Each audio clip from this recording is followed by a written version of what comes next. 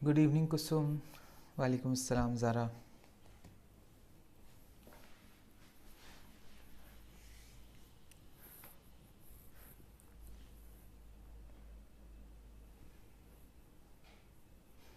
Good evening कल्पना।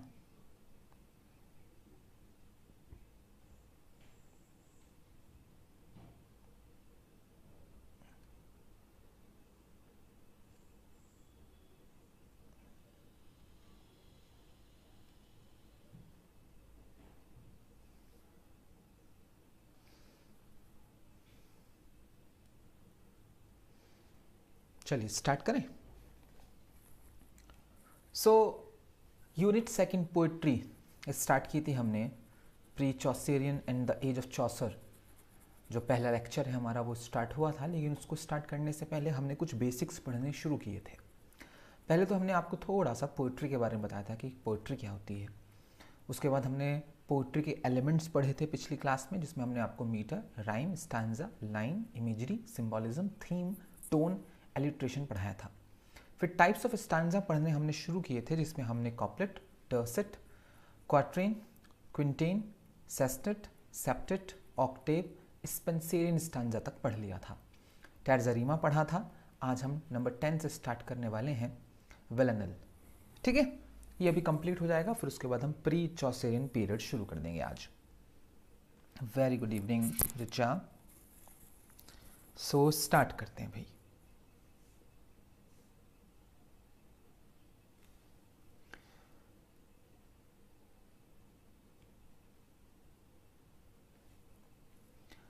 विलेनल definition है, बहुत important है और कई बार यूजीसी नेट में पूछा जा चुका है, टीजीटी में पूछा जा चुका है, पीजीटी में पूछा जा चुका है, केवीएस में, हर जगह पूछा जा चुका है। A 19 line poem with 5 tercets and a final quatrain. 19 लाइनों की एक कविता जिसमें 5 तो टर्सेट हों। ठीक है, 5 या 15 लाइनें हो गई। टर्सेट 3 लाइन के स्टैंजा को बोलते हैं, कल पढ़ा था। और एक चौपाई होगी लास्ट में, क्वाट्रेन होगा लास्ट में, तो 19 लाइनें हो गई। ठीक, तो इसको बोलते हैं विलेनल। हर एक कॉमन स्टूडेंट को ये पता होता है कि 14 लाइन की कविता को सोनेट कहते हैं। ठीक है, तो अब आपको ये भी पता होना चाहिए कि 19 लाइन की कविता को विलेनल बोलते हैं। ठीक है, राइम स्कीम जो होती है उसकी ये होती है, A B A B A B A B A B A. 5 तो टर्सेट होते हैं इसके राइम स्कीम के। जो लास्ट में हमारा क्वाट्रेन चौपाई बचती है उसकी राइम स्कीम होती है ए बी ए। ठीक है, रिपीटेड लाइंस के साथ। नेक्स्ट है 11th sonnet. Good evening Roli and good evening. Definition है अ 14 लाइन पोएम, है ना, 14 लाइन की कविता को सोनेट कहते हैं। राइम स्कीम अलग अलग तरह की हो सकती है, जैसे शेक्सपियरियन की जो राइम स्कीम होती है शेक्सपियरियन सोनेट की, वो A B C D E F G होती है ना। लास्ट में कपलेट आता है। जो पेट्रार्कन सोनेट होती है उसकी rhyme scheme A B A C D या A B A C D ई होती है। तो each type of stanza contributes to the poem's overall structure.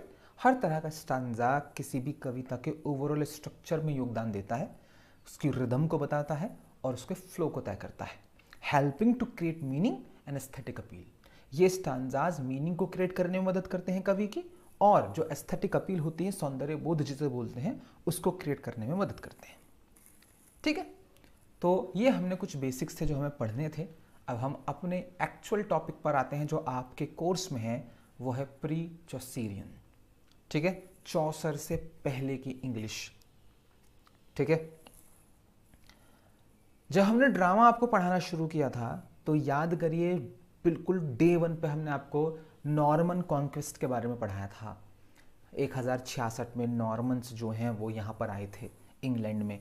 Normans हमने आपको बताया था कि प्राचीन टाइम में नॉर्मंडी नाम की एक जगह हुआ करती थी फ्रांस में, वहाँ के एक ट्राइब को, ठीक है, वहाँ के लोगों को नॉर्मन्स कहते थे। वो इंग्लैंड पर हमला करे, इंग्लैंड आए, और इंग्लैंड में जो फ्रेंच भाषा है वो अपर क्लास की भाषा बन गई, कोर्ट की भाषा बन गई।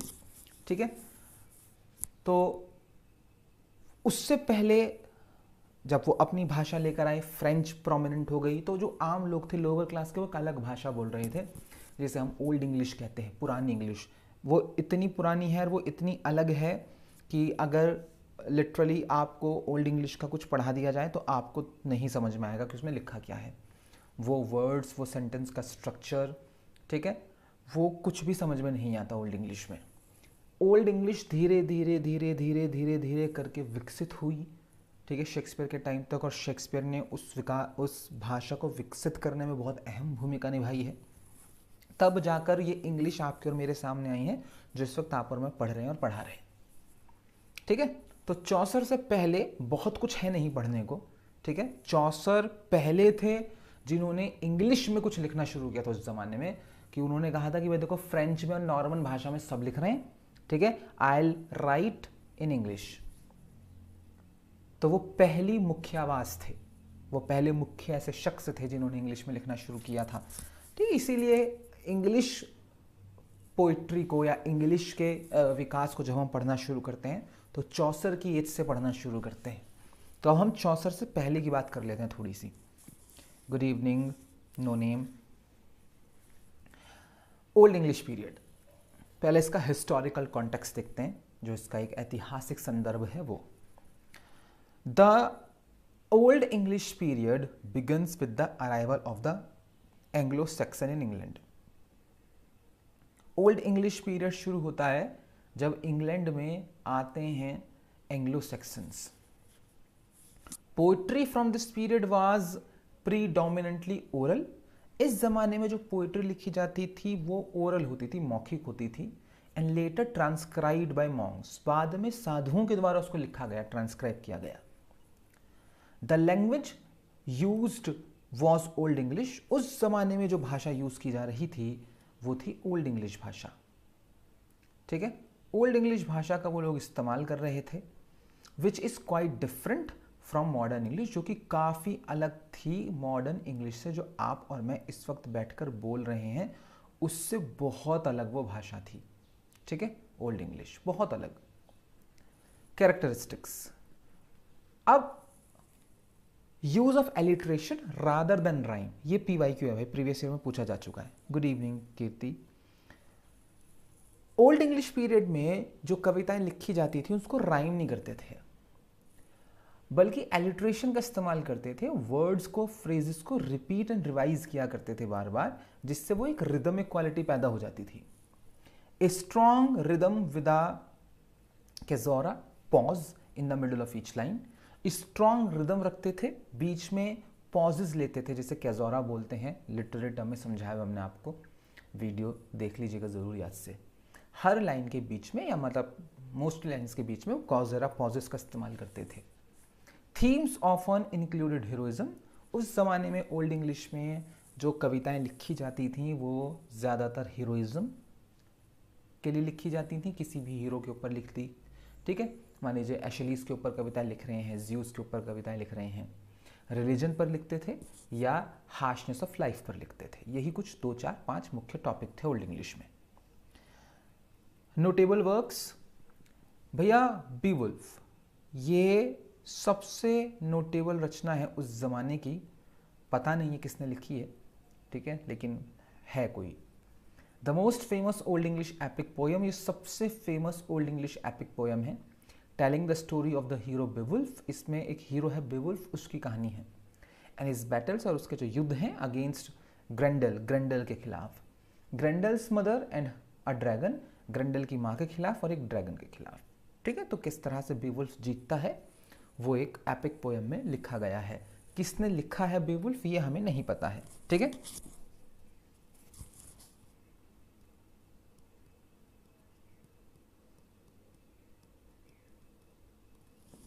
नहीं, ये एरर नहीं है। जो ER वाली स्पेलिंग है वो अमेरिकन स्पेलिंग है, जो RE वाली है वो ब्रिटिश स्पेलिंग है।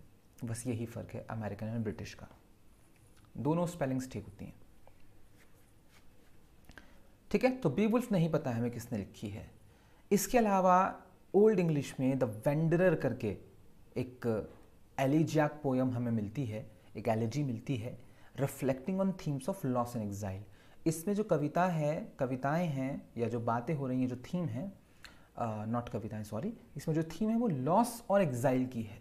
एग्जाइल जानते हैं, जब देश निकाला, बहिष्कार। सी फेयर करके एक एलिजी है एक और इसी ज़माने की, that explores themes of isolation in the sea. उसमें आइसोलेशन और समुंदर की थीम्स को एक्सप्लोर किया गया है कि एक नाविक दिखाया गया है जो समुंदर में सबसे दूर है, दूर दूर तक ज़मीन नहीं नज़र आ रही है और किस तरह से वो आइसोलेटेड महसूस करता है, उसके ऊपर ये कविता है। ठीक है, तो ओल्ड इंग्लिश में तो हमें ये कुछ मिला इंपॉर्टेंट। फिर अर्ली मिडिल इंग्लिश पीरियड शुरू होता है ओल्ड इंग्लिश के बाद। इसका हिस्टोरिकल कॉन्टेक्स्ट कर लेते हैं। This period saw the Norman conquest. अब ओल्ड इंग्लिश पीरियड में तो एंग्लो सेक्सन आए थे, अब अर्ली मिडिल इंग्लिश पीरियड में नॉर्मन कॉन्क्वेस्ट हुआ था, जो अभी हमने आपको स्टार्टिंग में बताना शुरू किया था। नॉर्मन कॉन्क्वेस्ट शुरू हुआ 1066 में, which introduce Norman French influences into the English language and culture. अब इस वाले कॉन्क्वेस्ट से क्या हुआ, जब नॉर्मन्स आए तो फ्रेंच इन्फ्लुएंस भाषा में और संस्कृति कल्चर में देखने को मिलने लगा। The language evolve into middle English, और यहां से वो जो ओल्ड इंग्लिश है वो भाषा बदलकर मिडिल इंग्लिश में आई। इसके क्या कैरेक्टरिस्टिक्स थे? Continued use of alliteration. Alliteration का यूज तो वैसा ही रहा जैसा ओल्ड इंग्लिश में था, but rhyme begin to appear, लेकिन राइम करने लगे अब कवि। Literature became more accessible to a broader audience. अब लिटरेचर जो है काफ़ी बड़ी ऑडियंस के लिए एक्सेसिबल हो गया, उसकी पहुंच काफ़ी हो गई ड्यू टू इंक्रीज लिटरेसी। एक तो पढ़े लिखे लोग हो गए थे, एंड मैन्युस्क्रिप्ट प्रोडक्शन, और मैन्युस्क्रिप्ट प्रोडक्शन होने लगा था कि राइटर लिख देता था, फिर उसके बाद सौंप दिया जाता था पब्लिशिंग हाउसेस को, और वो मैन्युस्क्रिप्ट को लिखा करते थे, कॉपी क्या करते थे दूसरी कलम से। छपाई नहीं होती थी लेकिन लिखा करते थे लोग। Themes expanded to include courtly love. अभी ऊपर हमने देखा कि ओल्ड इंग्लिश में 2-4 थीम पर ही पोएम्स लिखी जा रही थी, हीरोइज्म पर, ठीक है, और लाइफ की मुश्किलों के ऊपर और रिलीजन के ऊपर। 3 थीम्स पर लिखा जा रहा था मुख्य रूप से। जब मिडिल इंग्लिश पीरियड तक हम पहुंचे, नॉर्मन कॉन्क्वेस्ट हो गया, तो एक्सपेंड हुआ ये थीम्स। ठीक है, अब इसमें कोर्टली लव, ठीक, शिवेलरी और रिलीजियस डिवोशन आ गया। अब उस जमाने के नोटेबल वर्क्स कौन से थे? The owl and the Nightingale करके एक हमें पोयम मिलती है, the owl and the Nightingale. ये एक डिबेट पोयम है, इसमें बहस हो रही है that showcases the transition from old to middle English. और ये कविता ट्रांजिशन शो करती है कि ओल्ड से मिडिल इंग्लिश की तरफ किस तरह से भाषा आगे बढ़ रही है। इसके अलावा एक और पोयम हमें मिलती है और मिलम करके। ये कलेक्शन है होमलीज बाय ओरम। होमलीज का छोटी छोटी कविताओं का ओरम के द्वारा लिखी गई। Notable for its phonetic spelling, intended to teach correct pronunciation. इसमें करेक्ट प्रोनाउंसिएशन को सिखाने की कोशिश की जा रही थी करेक्ट स्पेलिंग को लिखकर। इसके अलावा ब्रट, ये बहुत इंपॉर्टेंट है और ये PYQ है भाई।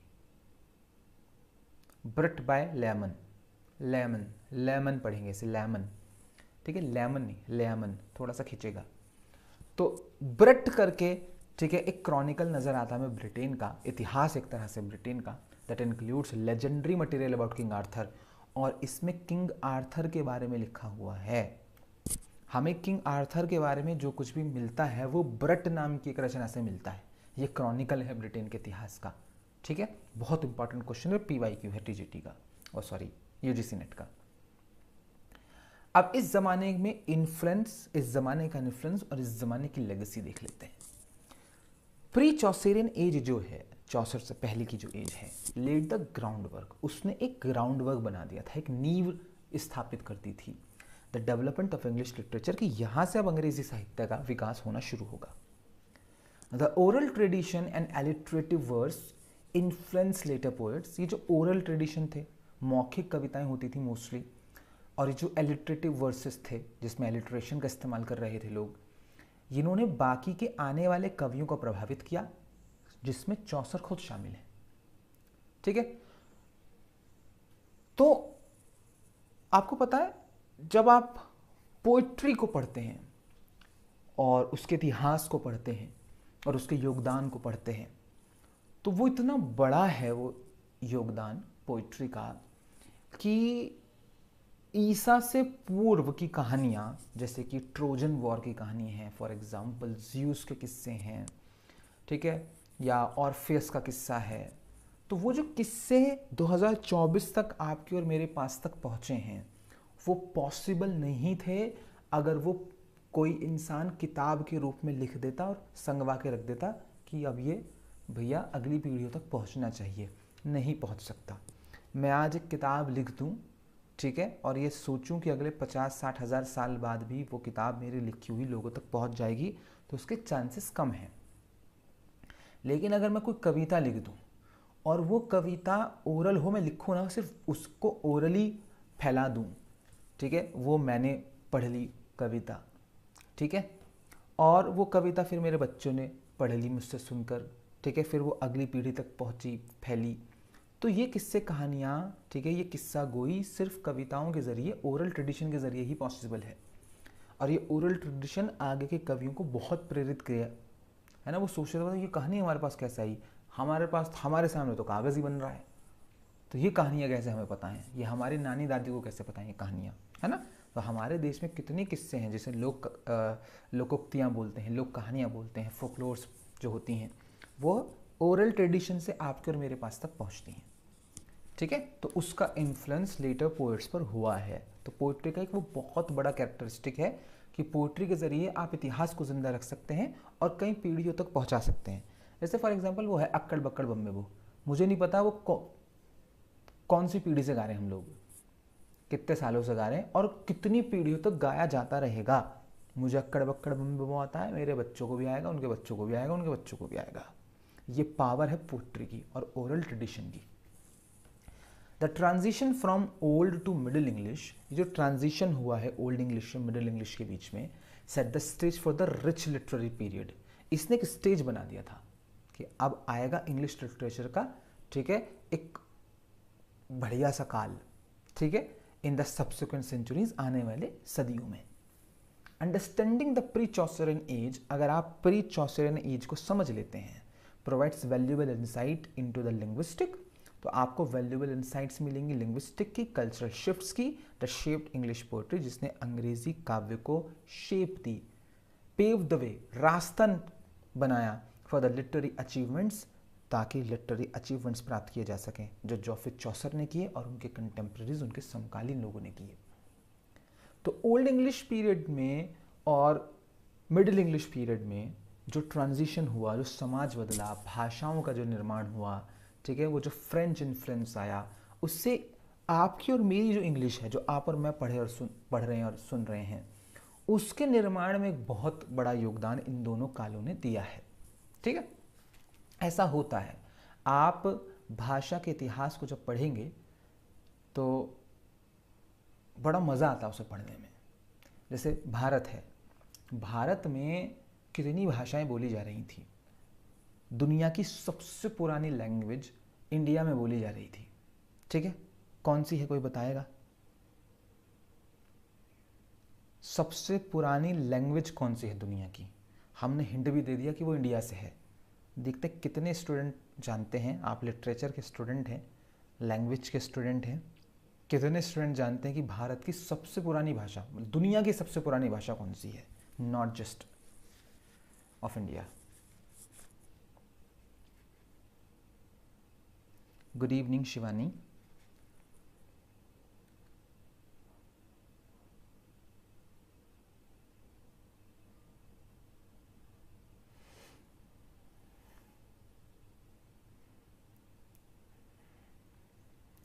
ईवा सेट तमिल, और कोई बताइए?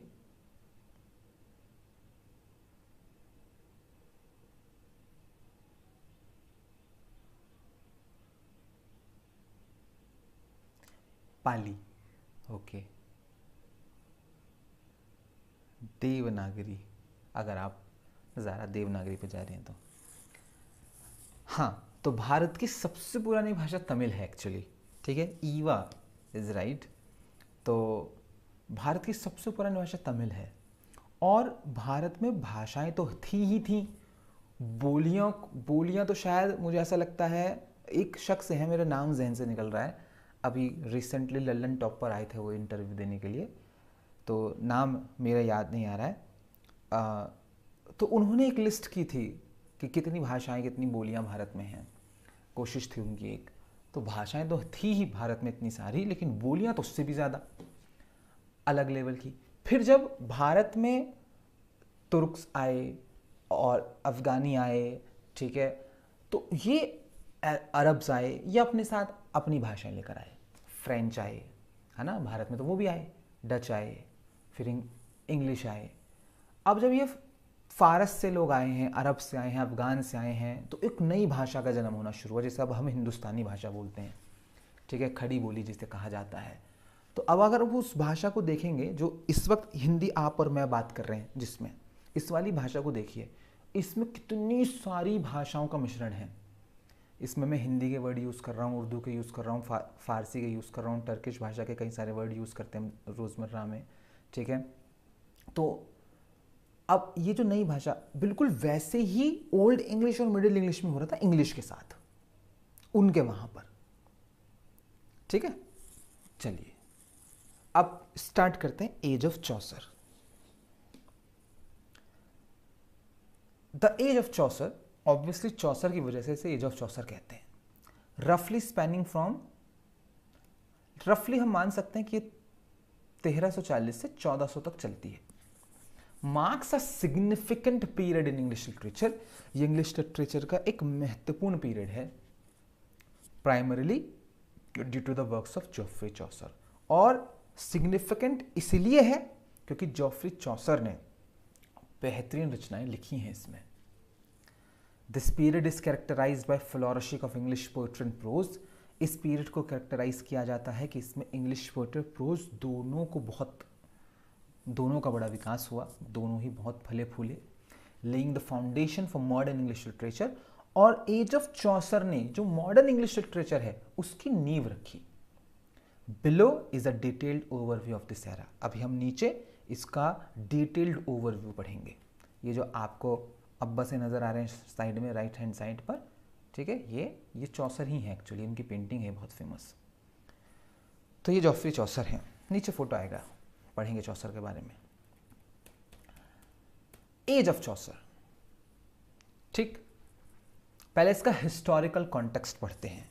देखो एज ऑफ चौसर साहित्य में ही बहुत वो नहीं थी महत्वपूर्ण। और एक बात और है कि किसी भी समाज में, किसी भी सोसाइटी में जब कोई चेंज आ रहा होता है, जब कोई परिवर्तन के दौर से जब कोई समाज गुजर रहा होता है, तो उस समाज में बहुत कुछ चल रहा होता है। ऐसा बिल्कुल भी नहीं है कि अगर साहित्य में चेंज आ रहा है तो पॉलिटिक्स में कुछ नहीं हो रहा होगा देश में, ठीक है, या आर्थिक रूप से कुछ नहीं हो रहा होगा, राजनीतिक रूप से कुछ नहीं हो रहा होगा, या फैमिली रिलेशनशिप में कुछ नहीं हो रहा होगा, ठीक है। सब जगह कुछ उथल पुथल मचती है, तब जाकर एक प्रॉपर परिवर्तन किसी समाज में देखने को मिलता है। ऐसा बहुत कम होगा कि किसी समाज की किसी एक ही जगह पर परिवर्तन चल रहा हो, ठीक है। फॉर एग्जाम्पल, इसे हम छोटे से एग्जाम्पल से बताते हैं कि इंडिया में फॉर एग्जाम्पल एक राजनीतिक परिवर्तन हुआ पिछले 10-15 सालों में, ठीक है। हमारी राजनीति थोड़ी सी राइट विंग की तरफ मूव करी, ठीक है, वो विचारधारा भारत के लोगों की राइट विंग की तरफ गई। अब जो राजनीतिक विचारधारा जब राइट विंग की तरफ गई हमारी, तो साहित्य भी गया, मूवीज़ भी गई, ठीक है, मूवीज़ भी वैसी ही बनी, साहित्य भी वैसा ही लिखा गया, मीडिया भी वैसा ही हो गया, ठीक है, हमारी यूनिवर्सिटीज़, हमारा एकेडमिक वैसा हो गया, है ना। तो जब परिवर्तन होता है तो एक ही उसमें नहीं होता। अब जब साहित्य में परिवर्तन हो रहा था तो उसके पीछे कई महत्वपूर्ण घटनाएं भी हुई थी जिनकी वजह से उस पर असर हुआ था।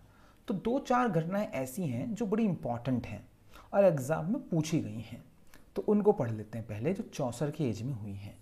पहली है द ब्लैक डेथ, 1348 से 1350, ये 3 साल, ठीक है, काली मौत। दिस डेवस्टेटिंग प्लेग, ये बहुत बड़ी महामारी थी, किल्ड 1/3 ऑफ इंग्लैंड पॉपुलेशन, इसने इंग्लैंड की 1/3 पॉपुलेशन को मार दिया था, यानी 100 में से, ठीक है, लगभग 34 लोग मरे थे इंग्लैंड में, 100 में से 34। Profoundly affecting the social and economic structures of the time. और इस द ब्लैक डेथ की वजह से, इस महामारी की वजह से उस ज़माने का सामाजिक और आर्थिक जो संरचना था इंग्लैंड का वो पूरी तरह से बदल गया था। ऑब्वियसली 1/3 मर जाएंगे तो बहुत बड़ा चेंज होगा। अभी कोरोना में जो फैटेलिटी रेट है वो कितना था? 2%, यानी 100 लोगों को कोरोना होगा तो 2 लोग मर रहे थे। इसका कितना है? 1/3। 100 को होगा तो 33 या 34 लोग मरेंगे। तो कोरोना से कई गुनी बड़ी महामारी है ये, द ब्लैक डेथ। एक तो ये घटना हुई। दूसरी, 64 की ही एज में एक और इम्पॉर्टेंट जो इवेंट हुआ वो था द 100 Years War। इसका जिक्र पिछली क्लास में मैंने आप लोगों से किया था, ठीक है। मैंने उस क्लास में आपसे कहा था कि अगर आपको 100 Years War के बारे में कुछ पढ़ना है तो आपको कुछ नहीं करना, विलियम शेक्सपियर के हिस्ट्री प्लेस देख लीजिए चैनल पर, है ना। हमने सारे प्लेस की वीडियो बनाई हुई है और वो भी क्रोनोलॉजिकली, ठीक है। तो आप उससे देख लीजिए, आपको समझ में आ जाएगा। इतिहास पढ़ने बैठोगे तो बहुत टाइम लग जाएगा आप लोगों को। तो ये भी एक बहुत महत्वपूर्ण घटना थी भैया। 1337 से 1453 तक लगभग ये 100 साल चला, इसीलिए इसे 100 Years War कहा गया। This ongoing conflict between England and France, ये कॉन्फ्लिक्ट था इंग्लैंड और फ्रांस के बीच में, ठीक है। इंग्लैंड और फ्रांस के बीच में 100 साल तक एक युद्ध हुआ। इन्फ्लुएंस नेशनल आइडेंटिटी, इसने नेशनल आइडेंटिटी को जन्म दिया, ठीक है, और लिटरेचर को जन्म दिया। एक तो लिटरेचर पनपा और एक नेशनल आइडेंटिटी हमारी बनी, मतलब हमारी यानी इंग्लैंड वालों की बनी। तो ये इसको ऐसे समझ लीजिए कि अंग्रेज़ों ने हम पर राज किया, हमें गुलाम बनाया। 190 साल रहे हमारे ऊपर, वो राज करते रहे। टू बी ऑनेस्ट, इंडियन जो हैं हम, वो 1000 साल, 2000 साल, 3000 साल भी राज करके चले जाते, हम सड़कों पर उतरने वाले नहीं थे, क्योंकि हमारे अंदर, ठीक है, वो नेशनल आइडेंटिटी नहीं थी हमारे पास। हम अलग अलग उसमें बढ़े थे कि ये हो गया मराठा, ठीक है, ये हो गया तमिल, ये हो, क्योंकि अलग अलग क्षेत्र के अलग अलग राजा, ठीक है। तो वो राष्ट्र नहीं था कोई, है ना, कोई इंडिया नहीं था कि ये भारत है।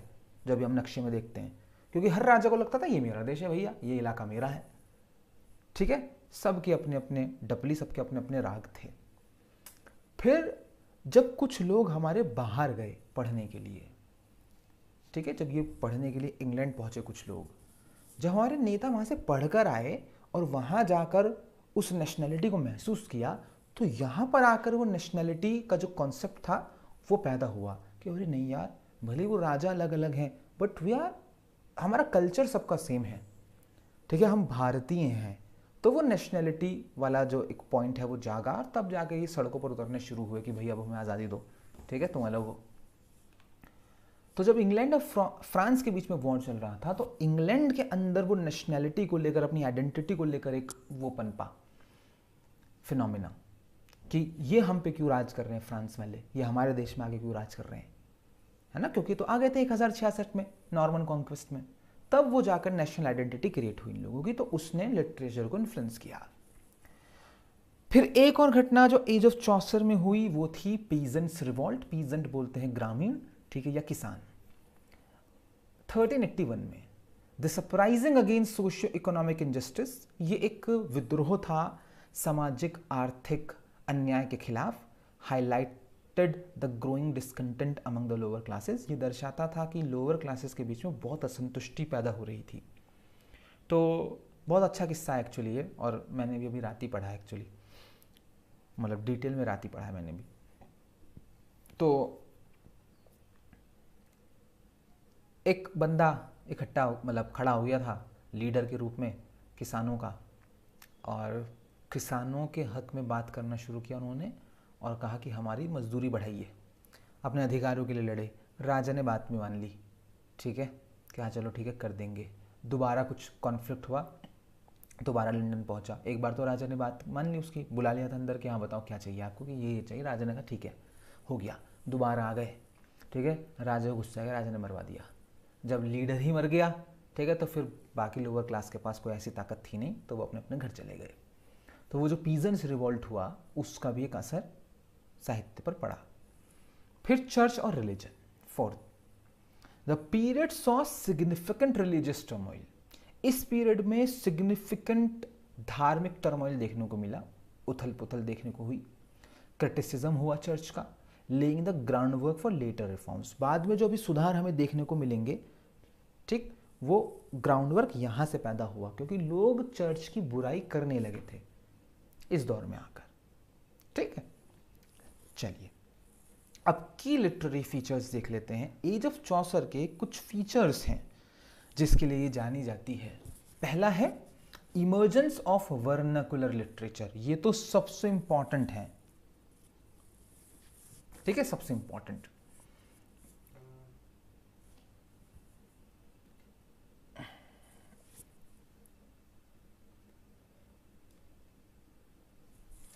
इमर्जेंस आप कहते हैं प्रकट होना, वर्नाकुलर कहते हैं आम बोलचाल की भाषा को, ठीक है, वन वर्ड सब्स्टिट्यूशन में पूछा गया टीजीटी में एक बार ये।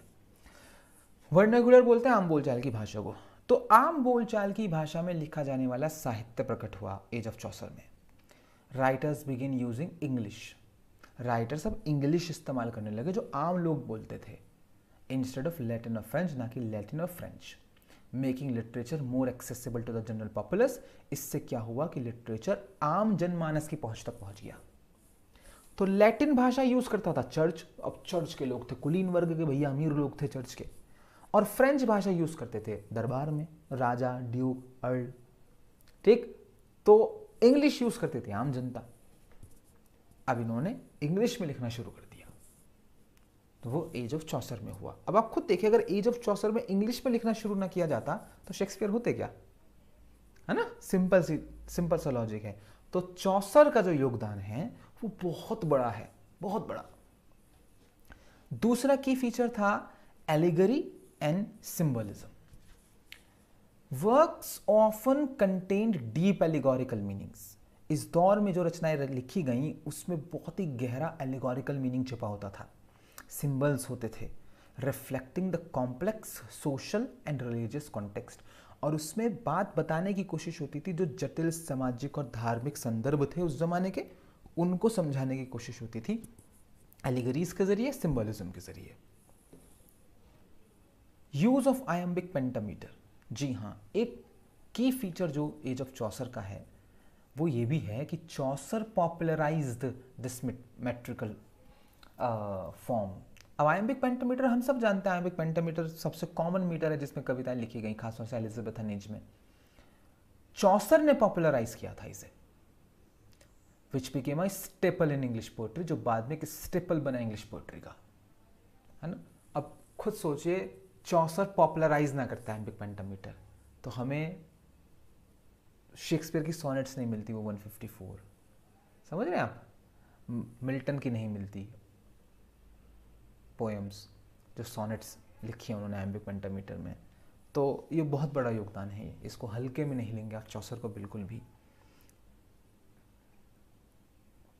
लिटरेरी एंड सोशल इन्फ्लुएंस, अब उस जमाने में जो साहित्य पर और समाज पर प्रभाव पड़ा उसके बारे में बात करते हैं।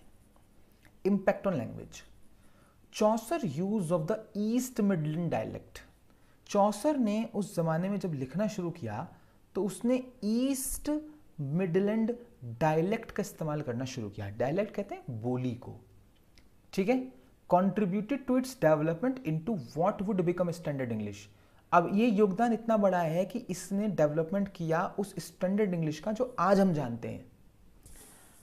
अब इसे आप इंग्लैंड मान लीजिए, ठीक है, इंग्लैंड में ईस्ट की तरफ जाएंगे और उसके मिड में एक जगह है, वहां पर जिस तरह की इंग्लिश बोली जाती थी उस डायलेक्ट को चौसर ने चुना और उस वाली इंग्लिश के डायलेक्ट में अपनी कविताओं को लिखना शुरू किया, वही फिर पॉपुलर हो गया और आज की इंग्लिश वही वाले डायलेक्ट बनी। इसे आसान भाषा में समझाते हैं हम आपको इंडियन कॉन्टेक्स्ट में। कश्मीर, ऊपर से आते हैं, कश्मीर, हिमाचल, उत्तर प्रदेश, उत्तराखंड, दिल्ली, ठीक है, इधर बिहार, फिर नीचे हरियाणा, ठीक है, गुजरात, मध्य प्रदेश, ठीक, छत्तीसगढ़। अब ये जो पूरा इलाका है इसमें हिंदी बोली जाती है, ठीक। अब बोल तो सब हिंदी रहे हैं, लेकिन सबका डायलेक्ट अलग अलग है। ठीक, अब जैसे मैं मेरठ का हूं तो मेरा थोड़ा सा खड़ा, आपको खड़ी सी आवाज लग रही होगी। ठीक है, आप मेरठ से थोड़ी आगे बढ़ेंगे, बागपत की तरफ जाएंगे, बड़ौद की तरफ जाएंगे, ठीक है, तो वो और खड़ी हो जाएगी, है ना, वो ऐसी हो जाएगी कि ऐसा लगेगा लड़ रहा है भाई हमसे, ये जो जाटलैंड की भाषा है। अब मैं बोलूँगा कि मुझे चाय में चीनी थोड़ी ज़्यादा है, मैं तो ऐसे बोल रहा हूँ। अब थोड़ी सी आगे जाएंगे मेरे से मुजफ्फरनगर, तो वो यही बात बोलेगा कि चाय में चीनी थोड़ी ज़्यादा है, वो चीनी को चिन्नी कर देगा, डबल न बोलेगा। ये क्या ही डायलेक्ट है। हम ईस्टर्न यूपी की तरफ पहुँचेंगे, ठीक है, इलाहाबाद की साइड, ठीक है, तो वो मैं नहीं बोलेगा, वो हम बोलेगा, हमारे हैं, तो डायलेक्ट है। अब आपको अगर ऐसा लगता है कि डायलेक्ट सिर्फ यहीं है, दुनिया में और कहीं नहीं है, तो ये तो बहुत ही इलॉजिकल सी बात है। तो वहाँ के भी बहुत अलग अलग डायलेक्ट हैं, अभी भी हैं। तो एक डायलेक्ट था ईस्ट मिडलैंड का, चौसर ने उस डायलेक्ट को उठाया, उस डायलेक्ट में उन्होंने लिखना शुरू किया। वही डायलेक्ट अभी स्टैंडर्ड इंग्लिश है। मान लीजिए कि कोई बहुत बड़ा राइटर इंडिया में होता और वो बागपत में पैदा होता, ठीक है, और वो जो जिस तरह से वो बोली है, मुझसे तो बोली भी नहीं जा रही, जो खड़ी बोली होती है वो, ठीक है, जाटलैंड की, जाटों की, उसमें वो लिखते और वो बहुत फेमस हो जाते, बहुत बड़े राइटर बनते। तो ऐसा हो सकता था कि वो इतनी पॉपुलराइज कर देते उस भाषा को कि वो आम बोलचाल की भाषा बन जाती है और वो स्टैंडर्ड हिंदी होती फिर पूरे देश की। पॉसिबल है ना। अब जैसे प्रेमचंद हैं, प्रेमचंद कितने बड़े राइटर हैं हिंदी के, लेकिन प्रेमचंद जो हैं, ठीक है, वो उनके एक अलग डायलेक्ट है, उनकी रूट्स अलग इलाके की हैं, बिल्कुल वैसा। फिर एक सोशल कमेंट्री भैया, थ्रू देयर वर्क्स चौसर और उनके कंटेम्पररीज की रचनाओं के जरिए चौसर और उनके कंटेम्पररीज ने प्रोवाइडेड कीन insight into the social, political and religious dynamics of their time. इन्होंने अपनी रचनाओं के जरिए उस जमाने के, अपने समय के सामाजिक, राजनीतिक और धार्मिक डायनेमिक्स को बताया। लेगेसी क्या छोड़कर गए हैं भैया ये लोग एज ऑफ चौसर के? The age of Chaucer set the stage. Chaucer की एज ने एक स्टेज छोड़ा फॉर द रेनेसांस, रेनेसांस के लिए, क्योंकि अगला दौर रेनेसांस का आएगा, पुनर्जागरण का आएगा। And later developments in English literature, और बाद में जो इंग्लिश लिटरेचर में डेवलपमेंट हुआ उसका स्टेज छोड़कर गए ये लोग। Establishing a tradition of rich story telling, इन्होंने एक परंपरा छोड़ी कि किस तरह से कहानी कहनी है और पोएटिक इनोवेशन कैसे करना है। ठीक है, the age of Chaucer remains a pivotal era in literary history. ये एक सबसे महत्वपूर्ण एरा है लिटरेरी हिस्ट्री का, रिप्रेजेंटिंग अ ट्रांजिशन। इसमें ट्रांजिशन है, एक परिवर्तन है मिडिवल से अर्ली मॉडर्न इंग्लिश लिटरेचर तक का। ठीक है, चलिए अब ये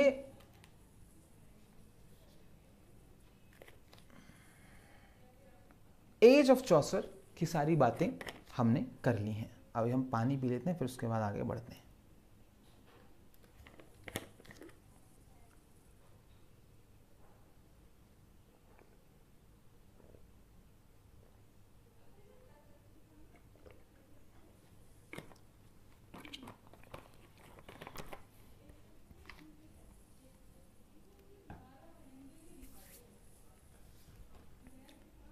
चलिए,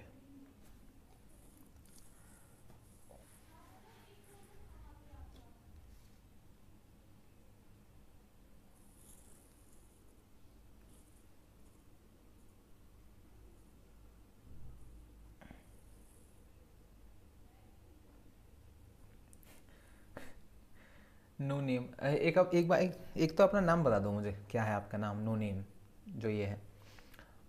तो भैया अगर आपको बेसिक से इंग्लिश ग्रामर पढ़नी है तो बेसिक तो आपको खुद कंप्लीट करने हैं। बेसिक में आपको कुछ नहीं करना, टेंसेस पढ़ लो और direct indirect, active and passive, बस ये 3 टॉपिक कर दो। एक्टिव से पैसिव, पैसिव से एक्टिव, डायरेक्ट से इनडायरेक्ट, इनडायरेक्ट से डायरेक्ट, ठीक है, सब कुछ अच्छे से।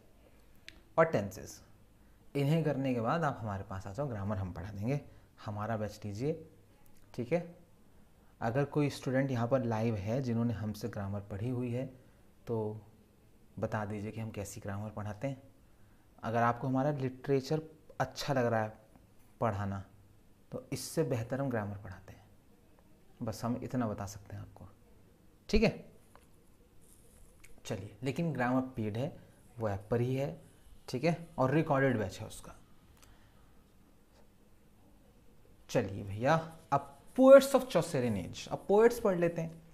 The age of Chaucer also known as the middle English period, age of Chaucer को मिडिल इंग्लिश पीरियड भी बोलते हैं। रफली spans the late 14th century, वो लेट 14th सेंचुरी है, वो ऊपर बताया 1340 से 1400 तक। This period is named after Geoffrey Chaucer, इस पीरियड का नाम जॉफ्री चौसर के नाम पर पड़ा। One of the most prominent poets of the time, वो उस जमाने के सबसे प्रोमिनेंट पोएट्स में से एक है। However several other poets also contributed, लेकिन एज ऑफ चौसर में, ठीक है भैया, और भी लोग हैं जिन्होंने सिग्निफिकेंट कंट्रीब्यूशन दिया है लिटरेचर को इस एरा के। तो here are some of the key poets of the age of Chaucer, तो कुछ की पोएट्स के बारे में एज ऑफ चौसर के हम पढ़ लेते हैं, ठीक है। तो पहले तो भैया जॉफ्री चौसर ही पढ़ेंगे, सबसे इंपॉर्टेंट आदमी सबसे पहले कंप्लीट करेंगे हम।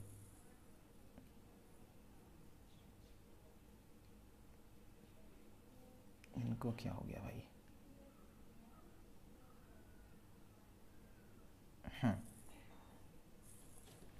तो जॉफ्री चौसर 1343 से 1400, ये इनका क्या बोलते हैं हिंदी में, जन्म काल। Is often referred to as the father of English literature, Geoffrey Chaucer को कहा जाता है फादर ऑफ इंग्लिश लिटरेचर, अभी किसी ने कमेंट भी किया था पहले ये।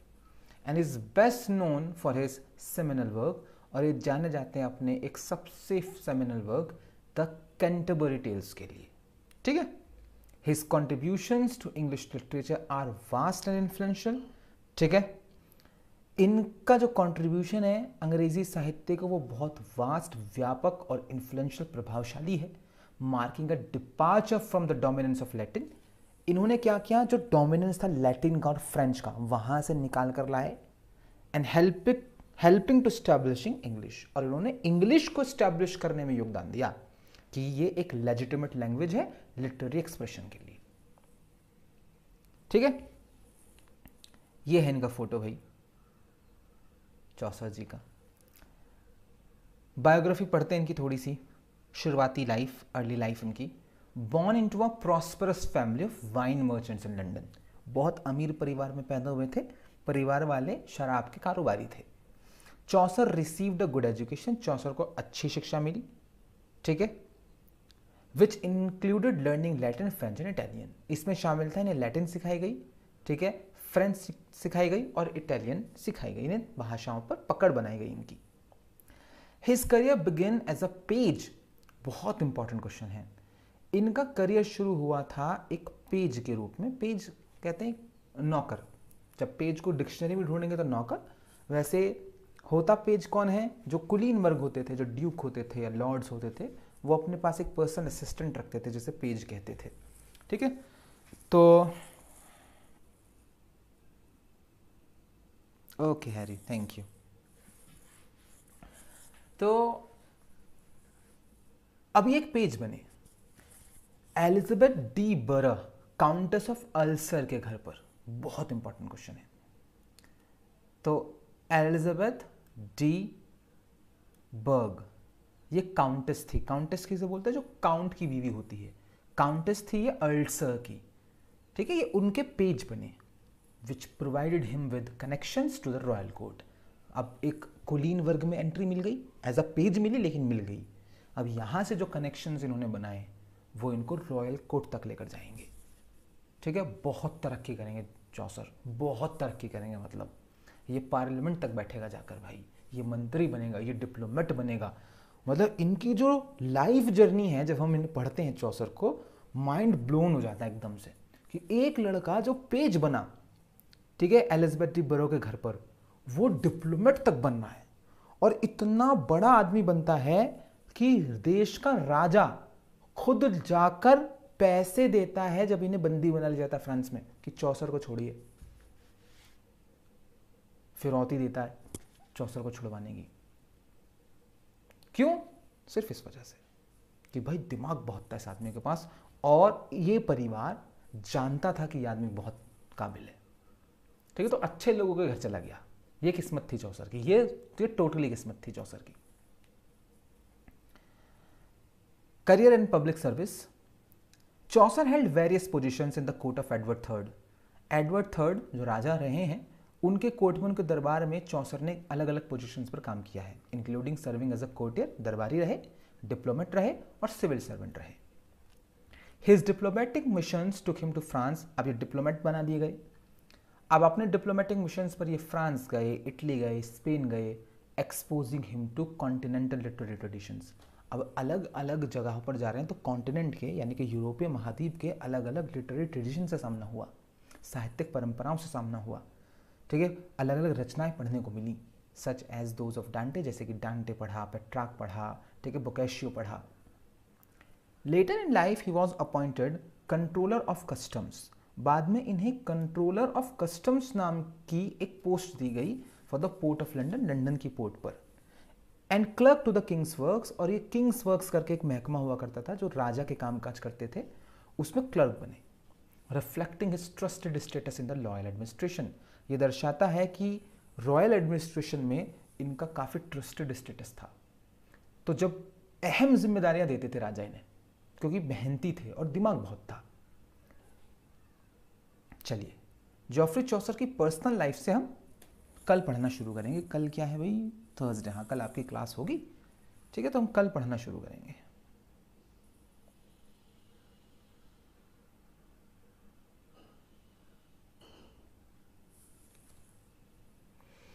सो DSSB TGT का बैच बना रहे हैं हम लोग बहुत जल्दी।